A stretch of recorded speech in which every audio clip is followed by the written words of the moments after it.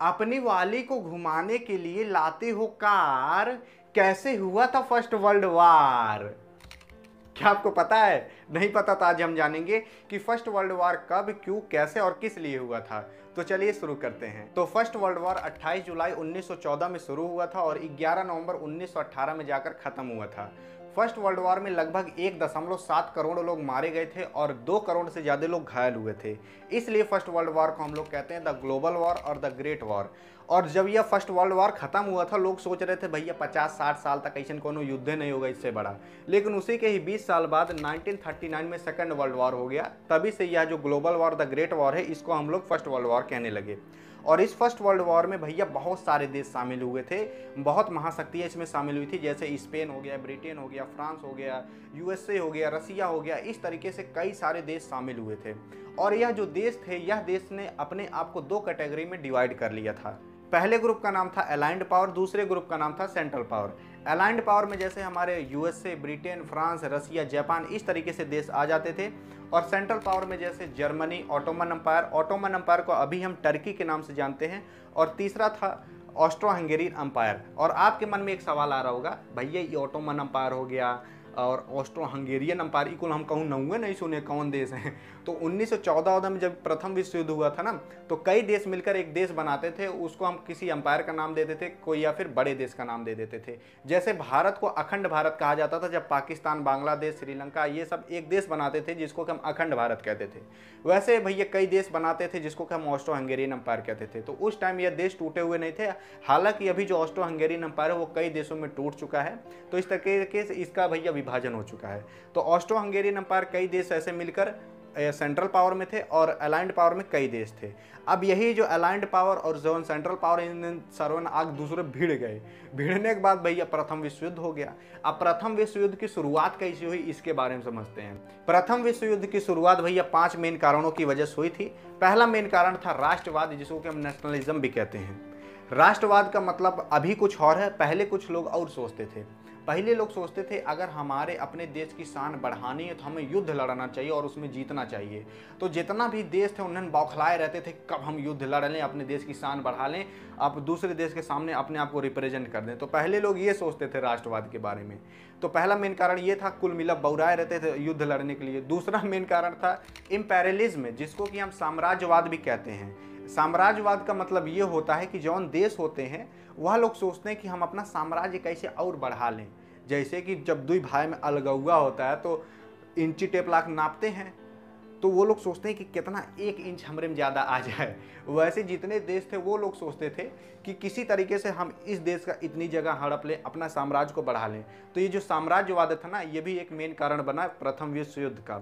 और जितने उस टाइम मेन जो बड़ी कंट्रियाँ थी जिनके पास ज़्यादा पावर थी, जैसे यूएसए हो गया, रसिया हो गया और भी ऐसे कई देश हो गए, वो लोग भैया अपना साम्राज्य बढ़ाने में हमेशा लगे रहते थे। तीसरा मेन कारण था मिलिट्रिज्म, जिसको कि हम सैन्य शासक कहते हैं। सैन्य शासक का मतलब ये होता है कि जितने देश थे वो लोग सोचते थे कि अगर हमें अपने देश को मजबूत बनाना है तो हमें अपनी आर्मी को मजबूत बनाना पड़ेगा। जिसके कारण जो जितने सारे देश थे वो लोग अपने देश में जो मिलिट्री है, जो आर्मी है, उसको बढ़ाने में हमेशा लगे रहते थे। और तो और हथियार का इन्वेंशन करते रहते थे, हमेशा बनाते रहते थे। और हथियार बनाने में भैया जैसे ब्रिटेन हो गया, यूएसए हो गया, जर्मनी हो गया, ये कुल देश साथ देते थे कि बनाओ बनाओ, हमसे खरीदो खरीदो। तो इस तरीके से यह सारे देश साथ देते थे, यूएसए हो गया। और इस तरीके से जो मिलिट्रिज्म है वो भी एक मेन कारण बना प्रथम विश्व युद्ध का। और चौथा मेन कारण था अलायंस सिस्टम, जिसको कि हम गठबंधन भी कहते हैं। यानी कि एक देश दूसरे देश से गठबंधन यानी कि अलायंस बना लेता था, कहता था कि अगर हमारे ऊपर कौन अटैक करेगा तो आप बचाइएगा और आपके ऊपर कौन अटैक करेगा तो हम बचाएंगे। तो इस तरीके से लोग जो देश थे वो लोग अलायंस बनाकर रहने लगे, जिसके कारण उनकी पावर और बढ़ने लगी। क्योंकि अगर वह कौनों के ऊपर अटैक कर दे जाने बूझ के, तो वो लोग को सोचेंगे कि हमारा दोस्तों तो हमें बचाइए करेगा। तो इस तरीके से लोगों के अंदर डर खत्म हो गया और युद्ध का जो शुरुआत थी वो और तेजी से फैलने लगी। और उस जमाने में भैया 2 मेन अलायंस हुए थे, ये आपको याद रखने की जरूरत है। पहला मेन अलायंस हुआ था 1882 में, जिसको कि हम ट्रिपल अलायंस के नाम से भी जानते हैं। और इसमें भैया 3 देशों ने अपना गठबंधन बनाया था।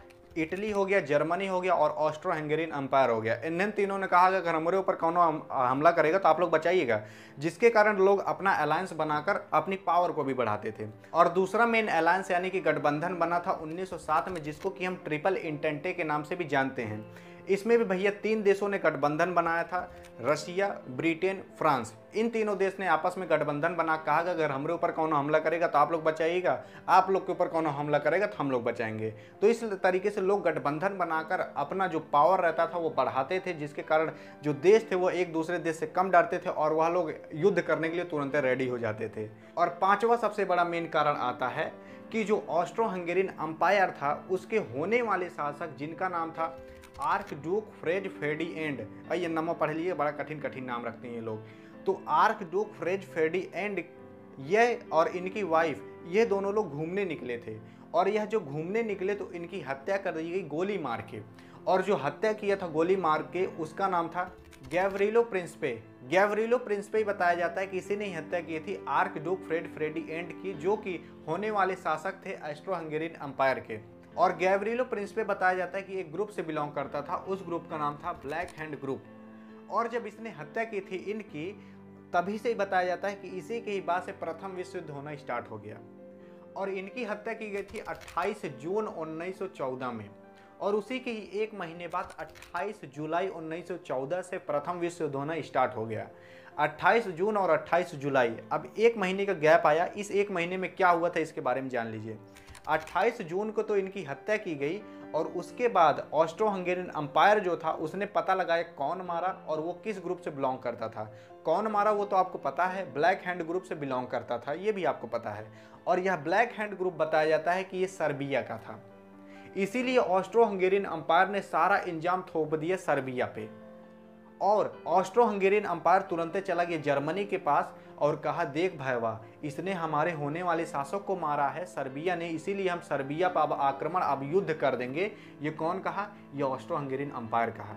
तो जर्मनी ने कहा कि हम क्या करें, तो जाओ युद्ध करो। तो ऑस्ट्रो हंगेरियन अंपायर ने कहा, हमने बहुत पहले एक अलायंस साइन किया था, भुला गए? तो जर्मनी ने कहा, अच्छा हाँ अब याद आया है। तो ऑस्ट्रो हंगेरियन अंपायर जर्मनी से कहता है कि हमारा साथ दोगे कि नहीं दोगे? तो जर्मनी ने कहा, चलो ठीक है, तुम आगे खड़े रहना, हम पीछे खड़े रहेंगे, कौनो जरूरत होगी बताना, हम तुरंत आएंगे साथ देने। तो जर्मनी ने भी पूरा ऐलान कर दिया युद्ध करने का। और यहीं से युद्ध होना स्टार्ट हो गया, इसी के ही बाद से जब इनकी हत्या की गई। फिर ऑस्ट्रो हंगेरियन अंपायर ने भी एक मौका दिए सर्बिया को। ऑस्ट्रो हंगेरियन अंपायर ने सर्बिया के पास एक ट्रीटी लेकर गया। ट्रीटी का मतलब होता है संधि, और उस ट्रीटी का नाम था ह्यूमिलेटिंग ट्रीटी।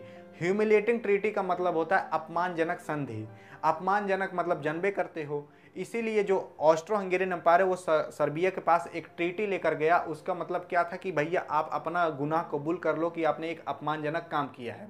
लेकिन सर्बिया ने भैया अपना इंजाम कबूल नहीं किया।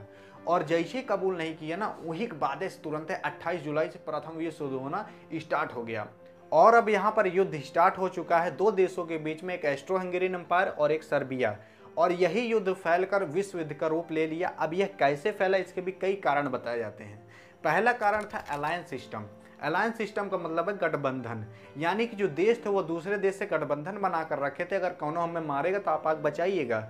यानी कि ऑस्ट्रो हंगेरियन अंपायर का साथ दे रहा था जर्मनी। अब जर्मनी लड़ रहा है तो जर्मनी भी किसी से गठबंधन बनाया होगा, तो वो जो गठबंधन जिससे बनाएगा वो आकर साथ देगा।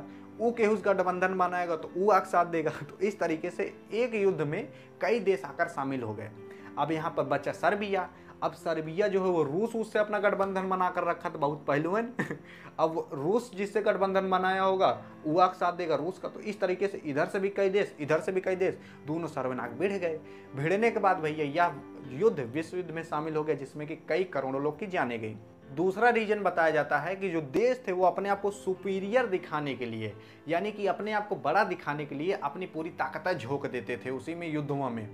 यानी कि एक देश दिखाना चाहता था, देख हमारे पास कितना गोला बारूद है, तो वो अपना पूरा गोला बारूदवा ले आकर पूरा झोंक देता था युद्ध में। इसलिए यह युद्ध और तेजी से फैलना चालू हुआ, क्योंकि एक देश अपने दूसरे देश को दिखा रहा था, दूसरा देश उसको दिखा रहा था। इस तरीके से युद्ध बहुत तेजी से फैला। अरे भैया आप भी तो जब आपकी वाली आती होगी तो बहुत तेज भाई की हाँक देते हो, तो दिखाते हो। वैसे एक देश दूसरे देश को दिखा रहा था, दूसरा देश तीसरे देश को दिखा रहा था कि देखो हम कितने ज़्यादा मजबूत हैं।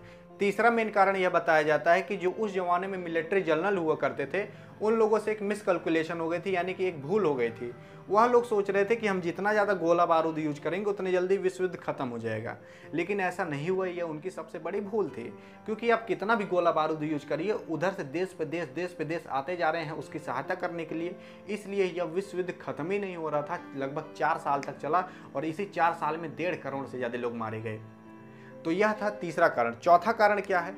चौथा कारण यह है कि जो यूएस था, यूएस शुरुआत में कह रहा था कि हम इस विश्व युद्ध में शामिल नहीं होंगे, लेकिन हाँ, जितने लोग लड़ रहे हैं उनको हम हथियार देने का काम कर सकते हैं। तो यूएस हथियार देने का काम कर रहा था जितने लोग लड़ रहे थे उस विश्व युद्ध में। इसीलिए जितने भी लोग लड़ रहे थे उनके पास हथियार की कमी नहीं पड़ रही थी। लेकिन 1917 में यूएस भी शामिल हो गया इस विश्व युद्ध में। क्यों? क्योंकि जो यूएस था वो देख रहा था कि जो जर्मनी है, जर्मनी डायरेक्ट टारगेट कर रहा है केवल यूएस के शिप को। इसीलिए यूएस जो है वो 1917 में इस विश्व युद्ध में शामिल हो गया और यह जो यूएस है उसने जर्मनी को टारगेट करने लगा जिसके कारण जर्मनी की बहुत बुरी हालत हो गई। और जब यह 1917 में इसकी एंट्री हुई यूएस की, तो 1918 में विश्व युद्ध खत्म हो गया। अब कैसे खत्म हुआ इसके बारे में समझते हैं। 1918 में एक ट्रीटी लाई गई, यानी कि एक संधि लाई गई जिसका नाम था ट्रीटी ऑफ वर्साइलेस। और इस ट्रीटी पर सब लोगों ने साइन किया और यही बताया जाता है कि यहीं से विश्व युद्ध खत्म हो गया, इसी संधि की वजह से, इसी ट्रीटी की वजह से। और इस ट्रीटी की वजह से जो जर्मनी था उसी के ऊपर सारा इंजाम थोप दिया गया कि इसी की वजह से भैया विश्व युद्ध होना स्टार्ट हुआ। क्योंकि अगर जर्मनी शुरुआत में साथ नहीं देता, किसका? ऑस्ट्रो हंगेरियन अम्पायर का, तो अगर ऑस्ट्रो हंगेरियन अम्पायर का यह साथ नहीं देता तो केवल 2 लोगों के ही बीच में युद्ध रहता, एक ऑस्ट्रो हंगेरियन अम्पायर और एक सर्बिया। तो 2 लोग के युद्ध होता और ख़त्म हो जाता, पता नहीं चलता। लेकिन इधर जर्मनी साथ देने आ गया तो सर्बिया से भैया कई और देश साथ देने आ गए, क्योंकि एग्रीमेंट यानी कि अलायंस साइन हुआ था। तो इस तरीके से देश पे देश बढ़ते चले गए और मेन कारण बताया गया कि जर्मनी की वजह से बढ़ा।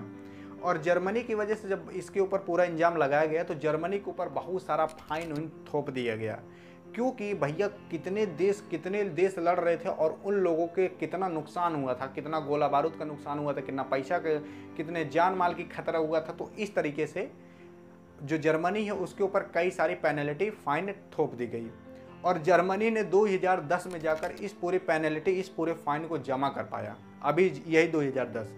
अब बात आती है इस विश्व युद्ध खत्म होने के बाद इसका कंक्लूजन यानी कि परिणाम क्या निकलता है। तो पहला परिणाम ये निकलता है कि विश्व युद्ध जब खत्म हुआ और जब हो रहा था तो उस दौरान बहुत सारी बीमारियां फैली, क्योंकि जितने भी सारे देश थे वह सारे देश अपना सारा पैसा गोला बारूद में खर्च कर दे रहे थे, जिसके कारण दवाइयाँ ववाइयाँ बहुत ज़्यादा प्रभावित हो रही थी और उस जमाने में बहुत सारे बीमारी फैलना शुरू हो गए।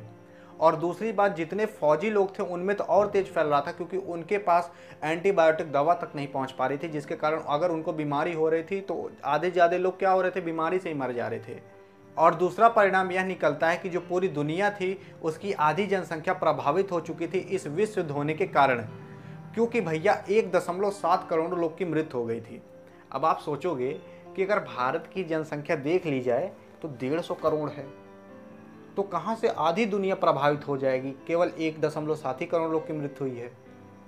तो भैया उस जमाने में इतनी जनसंख्या नहीं हुई होती थी, वो तो अब लोग इतनी मेहनत करने लगे हैं जिसके कारण इतनी जनसंख्या बढ़ गई है। तो उस जमाने में इतनी जनसंख्या नहीं होती थी, जिसके कारण पूरी आधी दुनिया की जनसंख्या प्रभावित हो चुकी थी इस विश्व युद्ध होने के कारण। तीसरा कंक्लूजन ये निकलता है कि जो दुनिया में जहाँ काम करने की जगह होती थी वहाँ पर औरतों यानी कि महिलाओं की जो जनसंख्या थी वो बढ़ गई थी, क्योंकि जब आदमी ख़त्म हो गए थे, लगभग 1.7 करोड़ आदमियों की जान चली गई थी, क्योंकि फौजों की ही जान गई थी। और फौजी की जान मतलब यानी कि आदमी ही लोग बॉर्डर पर लड़ते हैं, तो 1.7 करोड़ आदमी मर चुके थे। इसलिए जहाँ भी काम करने की जगह होती थी वहाँ पर 50% से ज़्यादा महिलाएँ हुआ करती थी।